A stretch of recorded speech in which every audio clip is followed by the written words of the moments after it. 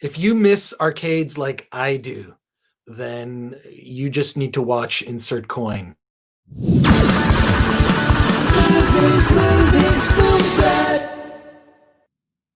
Welcome to the Film Threat Podcast. I am Chris Gore. You probably, if you've been watching or listening to this, you know I love a good documentary. But also, I am a gamer, a longtime gamer, and a video game fan.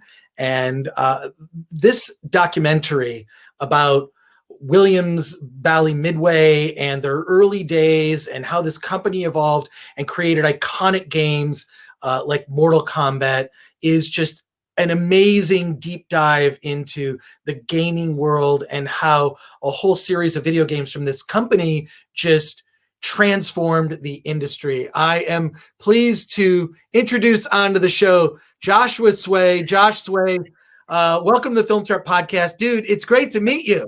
Oh, hey, thanks for having me on, Chris. It's an honor. I was super looking forward to this. Well, you and I were supposed to meet, actually. You and I have never, I mean, as far as I know, I don't think you and I have ever actually physically met. But I was supposed to see your film at South by Southwest earlier this year, and then 2020 happened to us. Yeah, 2020 just slapped us around. I was so looking forward to it, and I tell you, when I thought I was going to meet you, I kind of freaked out because when I went to film school, I was a huge Film Threat magazine fan. I discovered Tarantino through your magazine. So many great independent films, especially just kind of like the more crazy action films and such. And so, it's when you follow me on Twitter, I had like a little momentary freak out, totally bummed we didn't get to meet. I mean, we were going to interview you at South by Southwest when your film was going to premiere there. Obviously, they went completely virtual, but I was fortunate enough to see your film. And dude, you saved me. Like during things just locked down. I mean, I was supposed to get on a plane that Monday or Tuesday before. I'm sure you were as well. Yeah. And I think I still have credit on Southwest Airlines. I don't know when I'll have to do that. But I got to see your film, and dude, this is not just what I love about your documentary, Insert Coin, is it doesn't just give you this breakdown, an incredible breakdown of how these video games were made with the technology at the time. We were talking before we started recording. Mortal Kombat, I didn't know the actor who played Johnny Cage, they couldn't, with the cameras at the time, they couldn't like capture that like motion blur, so they had to like pose on like a ladder or something, like do a kick. That was amazing, but also talks about the cultural impact of these games, which I think is really important. So tell me, I mean, obviously you must be a gamer. You're not gonna spend years of your life making a documentary about video games if you don't love video games. No. But what made you dive in, and how did you get access to so much rare VHS footage and like all this like crazy photos? And so I've never seen like a behind the scenes making of a video game that was like this detailed. Yeah, no, it's boy, a lot of planets aligning basically. My backstory is that I actually worked at Midway Games during that era. So during the early 90s all the way up to the 99, I was living in that environment. I was working at Midway. I was there when the Mortal Kombat games blew up, NBA Jam, and all these things. And so that was my first job out of college, was in game development. I kind of fell into it by accident because I went to film school and I wanted to be a filmmaker, but I got into video games. And so, a lot of the people that are in the documentary are people that I worked with, and I was able to keep good relations with all of them. So that's how I got access to be able to talk to them. But beyond that, I had a lot of access to personal videos, and also Midway at that time, they shot a ton of videos all the time. They had a whole creative media department that shot these videos, and they kept them all around. They had, just a whole room full of 3/4 inch tapes, VHSs, Betacam tapes, all sitting there with behind the scenes type footage. And they never knew what they were going to do with it. They just shot it, just like as a part of their normal workday. And what ended up happening is, 20 something years later, I really wanted to make a film, pardon the sirens here.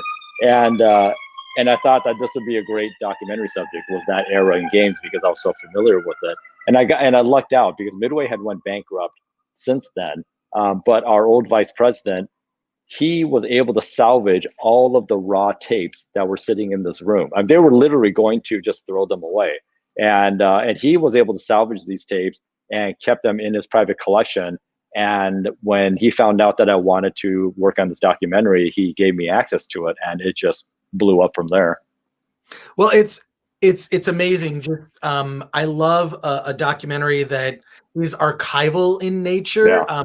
I'm working on a couple of documentaries myself that have that same aspect, where you've got to take these old VHS tapes, and I mean, they're standard def, and there's not much you can. I mean, you can up-res a little bit and do your best, but what you have are like these iconic, like, if I'd and oddly enough, when the Mortal Kombat games were coming out, I was an editor at a video game magazine. Actually, I worked on Video Games magazine, which was previously Video Games and Computer Entertainment. So yeah, I worked on that. I worked on a magazine called Ultimate Gamer, Tips and Tricks, like that era. So I just remember like this whole, like, I mean, yeah, I have a passion and love for film, but I was also like super obsessed with those games. Yep. And it just, what blew my mind was footage that I've never seen before. Like, obviously it was documented, well documented. How much footage did you end up with when you were like, so you did interviews, but then you also had all this archival footage? Because they say it takes, in order to make a documentary, you need a good documentary, you need a minimum of 100 hours of footage. Some doc filmmakers would say, well, you need like 300 hours. How much did you end up with, and then what was your process for archiving this? Man, that's a good question. It was definitely 100+ hours of archival footage, just because there was just so much raw tape around. And so I didn't digitize every single one of them. I did have access to all the tapes, but I kind of knew a bit about what I really needed. So I was very targeted in what I was going to digitize and not digitize. And but even then, I think the ratio of what I digitized to what I ended up putting in the film was probably good 20 to 30 to 1 ratio. So it was still a ton of footage out there. And that was one of the challenges of the film was, there are a lot of big fans of games like Mortal Kombat and NBA Jam, and there's been tons of YouTube videos out there that have shown behind the scenes footage. And my challenge really was to get footage in there that the fans are going to love but have never seen before. And so again, getting access to these archives, like, people have seen some of the behind the scenes footage, but then I would find the alternative versions of those shots that, let's say the Mortal Kombat guys doing their actions, and being able to put those into the film. So that was a big challenge, is getting all this archival stuff, and then making sure that it was interesting things that that just hadn't been seen. Well, what you dug up was just crazy. What I really love also is you cover this, because there was a whole debate when Mortal Kombat came out and other games. There was a debate about video game violence. And I still feel like we're kind of having this debate, like, do video games make people violent? Do violent movies make people violent? I actually think that if someone has, I'm of the personal view that if someone has some form of mental illness that would drive them to violence, they will be driven to violence by a soup label. Like, you know what I mean? It's like, whatever the trigger is irrelevant. Yep. If you are someone who is walking around with some amount of some issue, something's going to trigger you. We can blame it on comic books. They've tried to blame it on comic books. I mean, like, what, in the 50s, they had like Senate committee hearings on the, horror comics. Yep. And the old EC comics, right? The EC comics that Mad Magazine came out of. Then they had to have the comics, the comics code, that little stamp of approval on there. But I remember this debate really raged in the 90s when Mortal Kombat came out, and you bring this up in the documentary. I have a little story I want to share with you, actually. about that. But I really love that you covered that cultural aspect, because these things were being questioned, right? And, eventually now there is a rating system, which is very similar, which I think is fine. It's a rating system for parents that, and I think you're an irresponsible parent if you're not paying attention to what media your kids are consuming anyways. I think you want to be able to talk to your kids about it, or at least be able to beat your kids at those video games. But like, talk to me about that aspect of the doc. I thought it was really fantastic that, because there's this one interview that you have footage of, and I totally didn't remember this, but like, I remember that debate starting where one of I forget the guy from Williams, was kind of hijacked in this one interview, right? Like, it's sort of, the interview started to go a little south because it was about that topic. Yeah, that was, so it's interesting because that was from the Terminator 2 game, and that was really one of the first instances, especially during that era, where people were starting to pay attention to the games and their violence, because one of the things that Midway excelled at in that era was doing lifelike looking graphics. Nobody was really doing that as well as Midway is doing, and so one of the first games that Midway did that really got realism in there was Terminator 2, and they had the actors from the movies and everything. And there was one part where in the film where they're talking to Jack Hager, who was the designer of the game, and it was with Entertainment Tonight, and he thought he was going in to talk about the Terminator 2 game and how fun it is and everything. And at one point, the reporter asked him, like, "Hey, what do how do you feel about your game? Where there's a part where they're shooting police officers," and it was kind of like, it just kind of came out of nowhere. And in and the thing is that in real, like, what really happened was in the Terminator 2 movie, if you watch it, there's a scene where Arnold is going through the hospital, shooting police officers in the knees to kind of get them out of the way. So he wasn't shooting police officers to kill them; he was shooting them to kind of disable them, to get out of the way. So he was programmed to not hurt them. And that's the exact same thing that happens in the game. If you look at the game carefully, you never shoot a police officer. You just kind of stun them by shooting downward.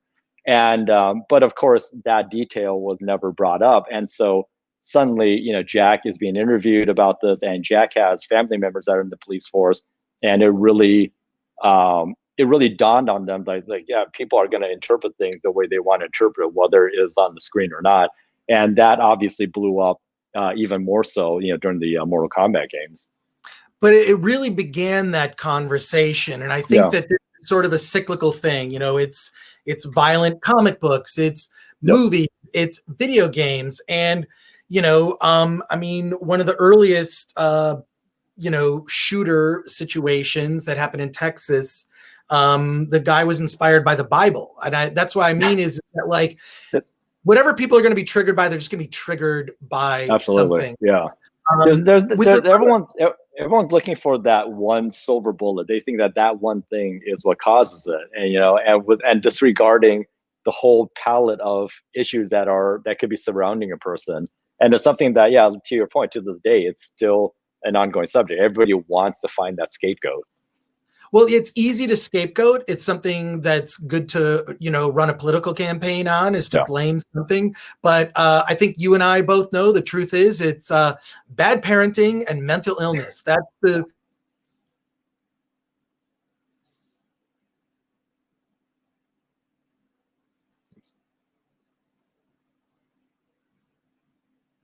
Oops, I think I lost you, Chris.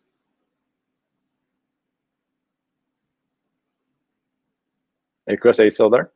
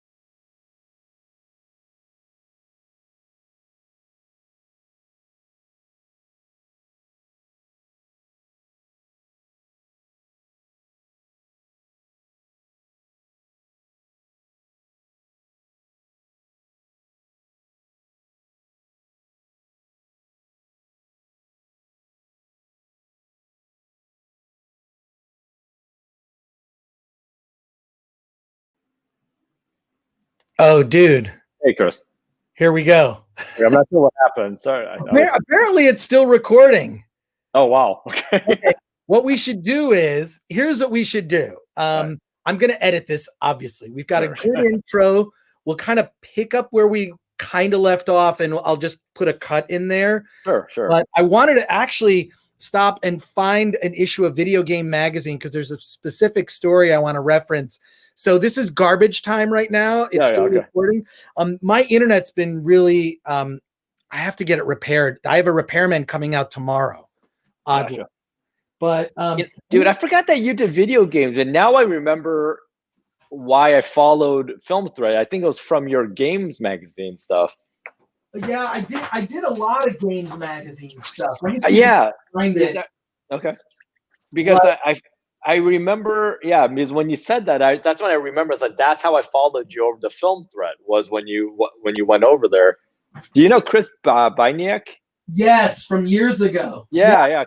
Chris actually he's here in the Chicago area. He supplied a lot of materials for me also. Oh my God. That's crazy. Yeah, no, I'm trying to find this specific issue where I got in trouble. And I'll show it to you.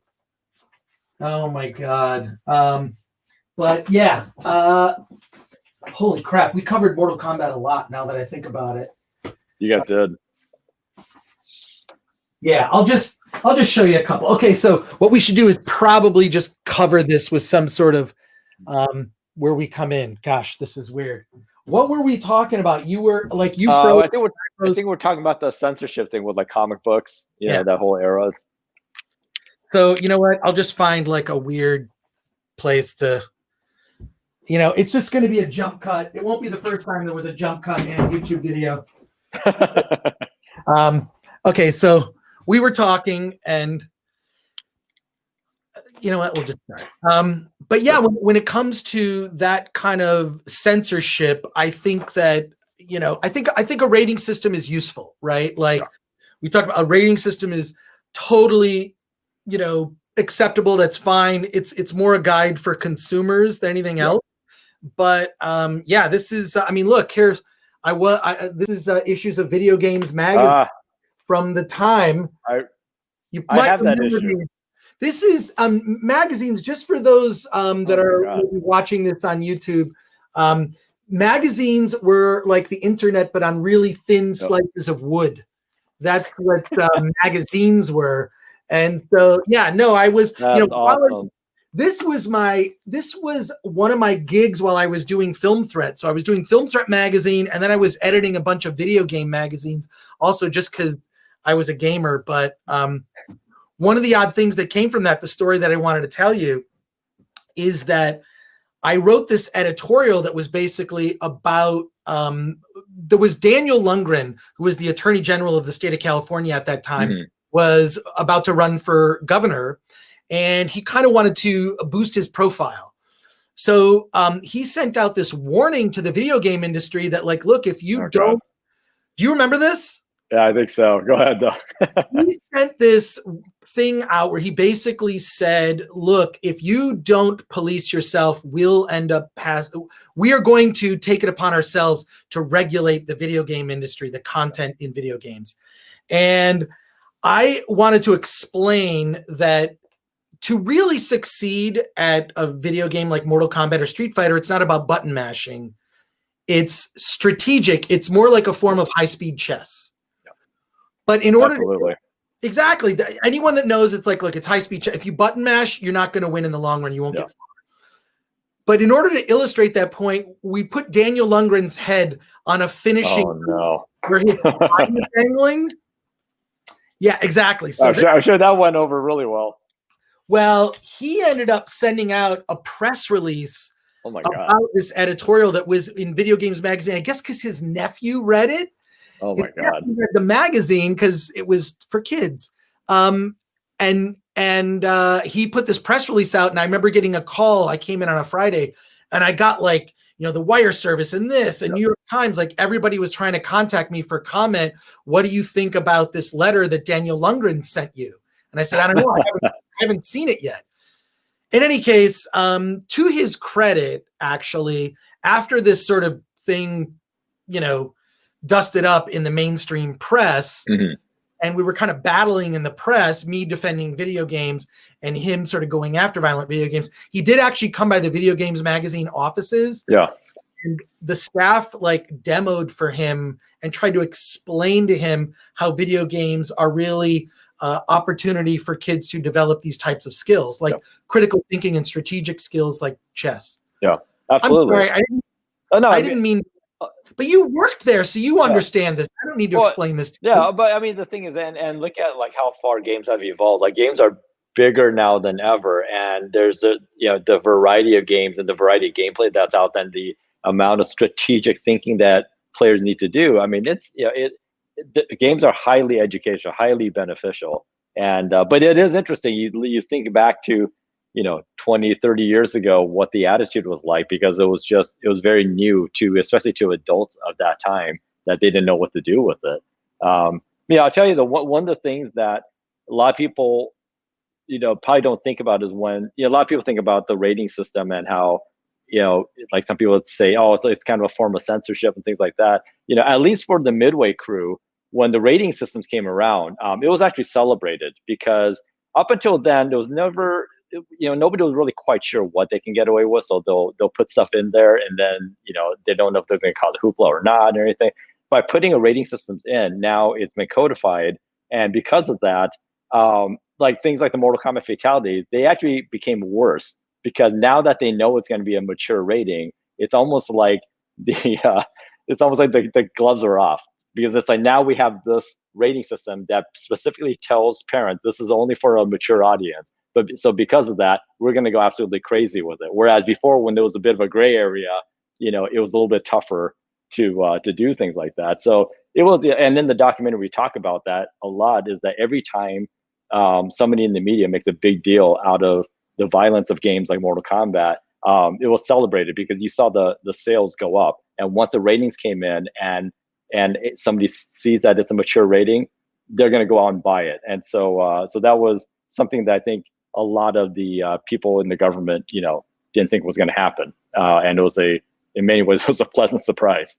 Well, it ends up being, in a way, like a marketing tool, right? I mean, for movies, it's a big deal, right? Like, I mean, it's only recently that an R-rated comedy has made a lot of money. It was with, the Hangover films, R-rated, they made a lot of money. But I do think it's one of those things that when I was a kid and you'd see the little disclaimer come on the television that said, the little warning that came on the TV, I never missed those shows. Like, it just made it more attractive. It made it something that I wanted to explore even more. So I don't know how, I don't know what the trick is with that. But I do think that, like, just as a parent who, my son and I would play video games together, and I knew it was over for me when he could finally beat me. I let him win for years. I let him win. And then it was just like, oh crap. The only games I could beat him in were sports games, because I knew the rules.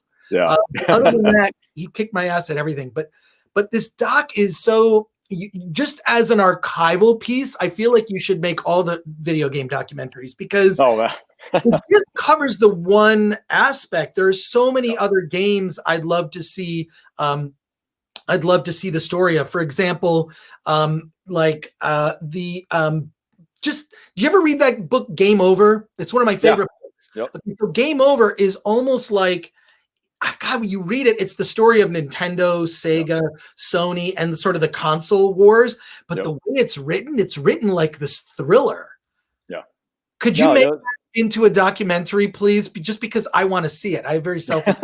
Well, there's that. I mean, it's for one thing, I would love to, but there's a documentary, that documentary Console Wars, goes over that and stuff. But there's a lot. It's the cool thing about video games is that now there's enough of a history of the medium that it's ripe for a lot of different types of documentaries to cover them. And so I think right now we're just kind of hitting that, because if you think about video games have been around in terms of modern video games, like, for about 40 to 50 years now. And so that's enough history now. That's like, all right, now you're starting to see how the stories come together. And that was one of the things that I really wanted to make sure in the film was that, I concentrated on Midway's arcade output of the 90s, but at the same time, I kind of reached out to what else was going on at the time. And we touched a little bit on the war between Sega and Nintendo because Mortal Kombat kind of affected that. We talked about the rating systems. We even get into the age of the internet and how the salaciousness of the internet starts to kind of creep in on, on the arcade industry. And so for me, that was a really good way to kind of, talk about like Midway was a microcosm of society. And trust me, even though I kind of lived through that era, I learned a lot as I was going through it, particularly about the business end of things and how arcades, arcade owners made money and how, just how much they cost and how many units they have to sell and all these things. And I thought it was really important to kind of get the business aspect of the industry in there also. But yet video games, I feel like when it comes to traditional forms of entertainment, I feel like still does not get the respect it deserves, even though it outgrosses, big Hollywood tentpole movies that make over $1 billion. Yeah, no, you look at NBA Jam, it literally made $1 billion in the first year, 3 times the amount that Jurassic Park made that same year. But yet, nobody knows that stuff. It's really interesting. Millennials and particularly Gen Z, they are probably one of the first generations that are growing up with video games as their primary source of entertainment. I think with Gen X, there was a bit of that also. Like me growing up, it was probably like 50% of my entertainment.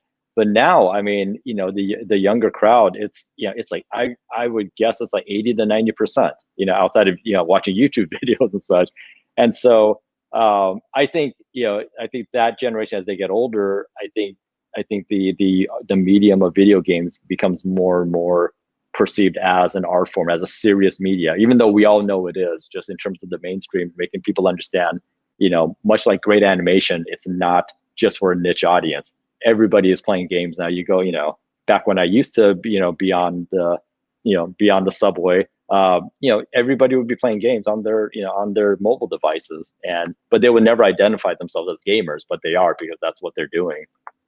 Well, it's just funny because there is sort of an elitism and a snobbery when it comes to gaming within Hollywood. It's like that's just a video game, which people consider to be for kids. But now that people like you and I are grown-ups and whatnot, I'm still playing games. Like I think my first game system, I had an Atari that I got from a yard sale, and it was the early Atari that you had to tape onto your television a clear cellophane that would. Oh my God! Do you remember that one? Yeah, the tinted film, right? The tinted film, and you put it on your TV. And then the other one, the real first game system I had was an Odyssey 2, and I loved that game system because it had this space war video game where they had kind of things that were ripoffs of TIE fighters, and I used to play the soundtrack to Star Wars while playing that Odyssey 2 game. And I loved it because it was the first video game system that you had a keyboard. Do you remember that? It had the press I remember. Keyboard. So like the flat keyboard, that flat plastic keyboard thing. It was like a membrane board or something like that. But I think what's different, having worked, at a video game magazine, and even briefly, I've worked in tech and for a video game company that went out of business back in the 90s. I worked for a company called Digital Pictures, run by Tom Zito. Yeah. That's a whole. We could do that's a whole thing itself. That's a whole. He did Night Trap. All those. Well, it was the cool merging of video games and movies, right? And we've seen that to a small degree. I interviewed the director of this film called The Complex Lockdown, which is a movie and a game. It's actually, you can get it on the PS4 and the Xbox. It's a choice based. It's a movie where you basically your choices affect the outcome of the movie that you're watching. But the thing is, there's a weird elitism in Hollywood, and having worked in both, I will say this: Hollywood is filled with big egos and narcissism. And there's some of that in games, mostly for the sort of higher up creators, like even like guys I've met, like Peter Molyneux. Like they don't have super ego. They got ego, but not like an out of control like Hollywood ego like I've seen. No. That's crazy. But mostly people who work in games are pretty humble people. Definitely. Yeah, absolutely. There's it's I've worked with some very big names in the industry, and like Eugene Jarvis, the creator of Defender, Robotron, he's featured prominently in the film. You know, like I, being the arcade kid of the 80s, he was my hero. Okay. I'm like, I knew of his games. I read about him in magazines, everything like that. When I started at Midway, I didn't realize he was still working at Midway at the time. He had just come back. And I remember the first day meeting him, and my jaw kind of dropped. And I thought to myself, like, this is literally, he's like the rock star of rock stars of video game developers. And he was just the nicest person. He was like, hey, how you doing? It's like, first day, huh? And you joking around with me, and just told me, like walked around with me, giving me the ropes and everything. Totally great guy, super humble, one of the most successful video game developers I've ever met. And it's just he's an example of a lot of video game developers. They come from, how do I put it? They know that they're in an industry that isn't taken as seriously as other industries, even though the business is as big. And so there's always a humbling aspect to it. A great good analogy is like, I've worked with Tony Hawk on quite a few of his games. Tony Hawk is he's the Everest of skateboarders, but he's always a humble guy because ultimately his medium is skateboarding, and skateboarding is all about just having fun, keeping things real. If you're a real jerk, people know about it. They'll knock you down fast. And in video games, at least in the 90s when I was in video game development at Midway, that's the way it was. Nobody had a big head because there's always somebody. It's almost like, being around your family. You can be super famous, but when you're around your family, your dad or your mom can say something that just instantly humbles you, and kind of puts you in your place. And I think that's you're still taking out the garbage or something. You know what I mean? Exactly. Yeah, it's kind of like, I remember you when you made a shitty game. So, so cut it out. Just from years of going to E3, and before that, going to the CES, right, the Consumer Electronics Show, and it was in Chicago of all places. Yeah, Chicago, and then Vegas, and whatever. But like, I would been fortunate to become friends with some that, like Warren Davis, who created Qbert. I became friends with him, and just like Warren, he's such a humble guy, and I love talking to him about, like, I mean, one day I'll have to get him on the podcast, but I mean, you should. He's out in the LA area. And, I run into him because he's part of a sort of a group of people where we're all into Star Trek. Okay. So I don't know. I'm part of this sort of Venn diagram of nerd groups that like video games, movies, Star Trek, Star Wars. They all they collide at some point.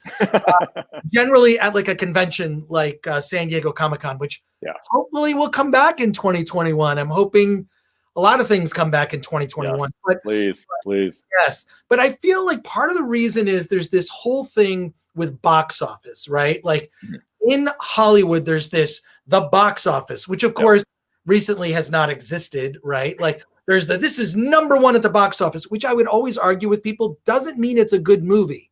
Yeah. Just because it's number one at the box office. But there isn't that weekly reported thing with video games. And I'm sure people would argue the data, right? Because the business model is so different now because it's so costly to create a game.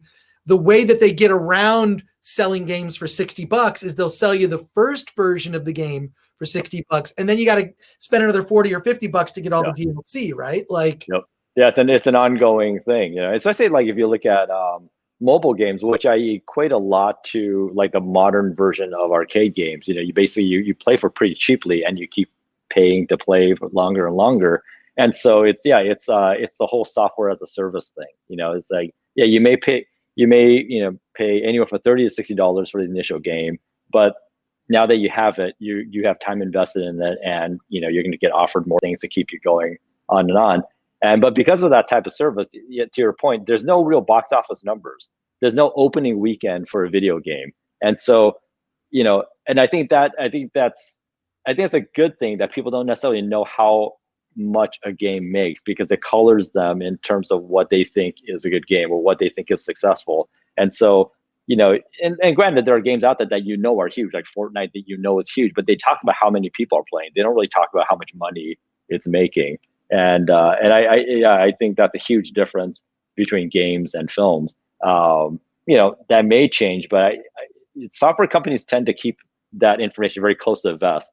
And that's why, like a service like Netflix is really more of a software service than it is about movies. And you never hear them talking about how much viewership a movie had, and being able to equate that to dollar amounts, which I think is a very smart thing to do.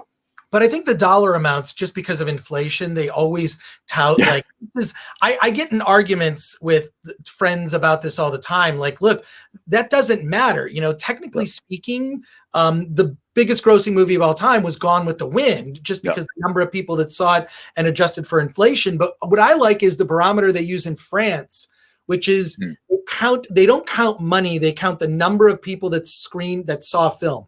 And they even count critic screening. So if there's 100 critic screening, those 100 people go towards. So that's how they tout success in France, is the number of people who see a film as opposed to money.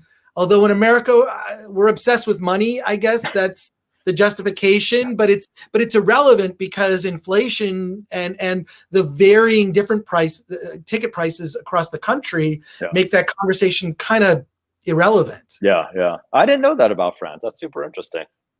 Yeah, it's I like that. I don't know, but I feel like it's a thing because ego and narcissism drives Hollywood, and to a far less degree video games, that this is why the box office matters.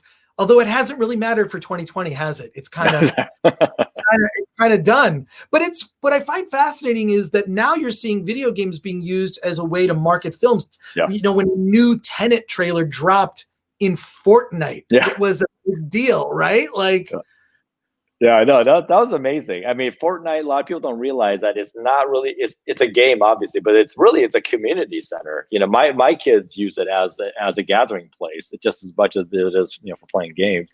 And when that happened with Tenet, I actually jokingly put up, like, I want to show either the trailer or the entire film in GTA Online.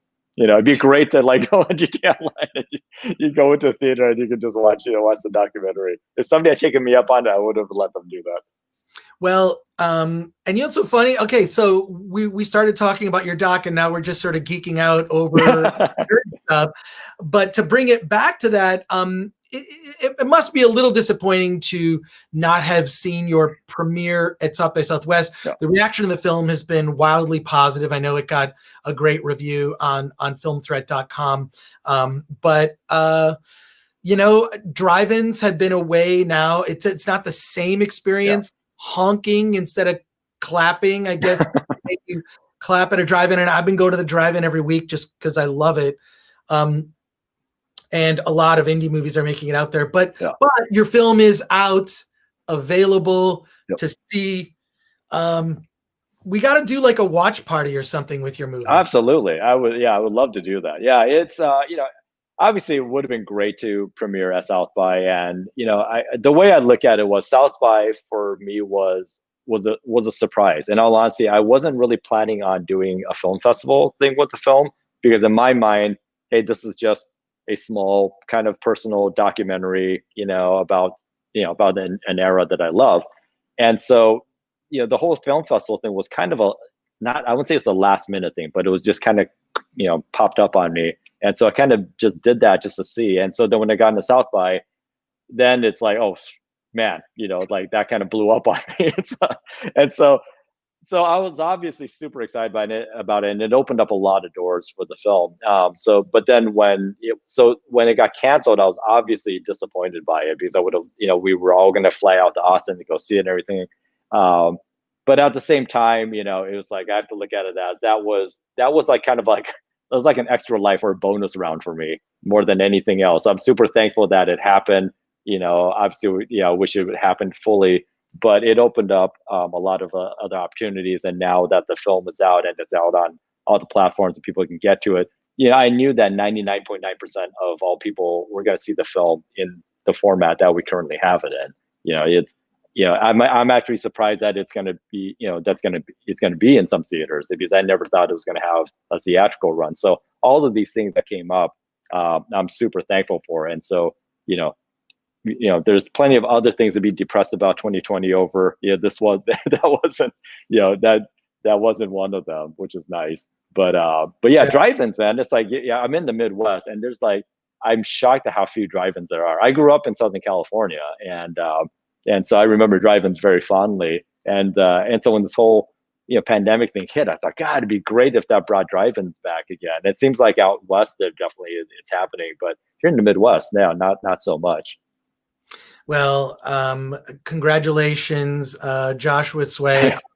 Insert Coin, amazing documentary that you have to see. However you see it, if you can find it in a theater, go.